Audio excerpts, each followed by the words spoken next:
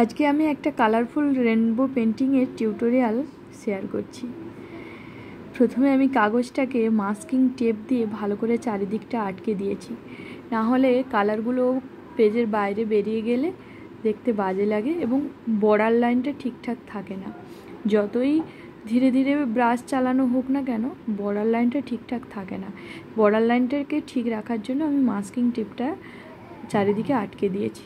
তারপর আমি violet, pink, orange, yellow আর sky নিয়ে ভালো করে মিশিয়ে নিয়েছি।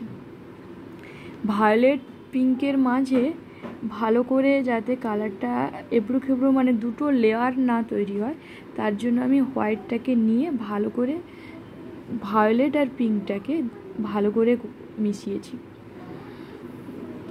তারপর ওপরের কোণায় স্কাই দিয়ে আমি পুরো পেজটাকে রেডি করলাম। তারপর আমি মেক করার জন্য বাড়িতে পড়ে থাকা একটা স্পঞ্জ ব্যবহার করেছি। স্পঞ্জ বা টিস্যু পেপার দিয়ে করলে এই সব জিনিস কিন্তু ভালো ফিনিশিং আসে। ব্রাশ বা অন্য কোনো জিনিস দিয়ে যদি করা হয় এতটা ভালো ফিনিশিং আসে না।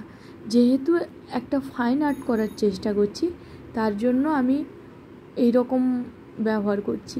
আর এটা খুব ইজিতে হয়ে যায়, একদম বেশি টাইম লাগে না, ভীষণ ইজিলি হয়ে যায়। আমার স্পঞ্জটা চৌকো না, তাই দাগ দাগ মতো হয়ে যাচ্ছে।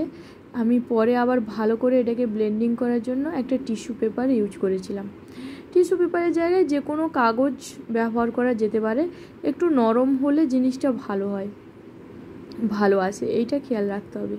আর মেঘটা যাতে একটু বেশি কালার না পড়ে সেরকমও চেষ্টা করতে হবে।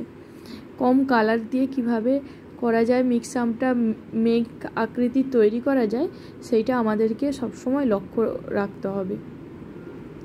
তারপর আমি ছোট ছোট কয়েকটা স্টার দিয়ে দিয়েছি। স্টার, একটা চাঁদ এঁকে নিয়েছি।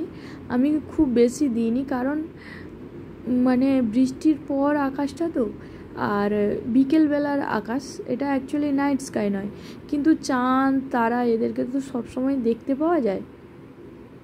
তার জন্য আমি হালকা হালকা করে দিয়েছি, যাতে আবছায়ার মতো দেখা যায়। খুব বেশি করে আমি দেইনি কিন্তু। এই যে একদম ছোট করে এক ফালি চাঁদ এইটুকু দিয়েছি। বেশি বড় করলে তখন বেশি বড় বোঝা যাবে, কিন্তু একদম এক ফালি চাঁদ ছোট করে দিয়েছি। তারপর আমি মাস্কিং টেপটাকে ভালো করে তুলে নিয়েছি। মাস্কিং টেপটা তোলার সময় ধীরে ধীরে তুলতে হবে, তাড়াহুড়ো করলে কিন্তু ওটা কেটে যায় ছবিটা। আর এই যে পুরো লুকটা।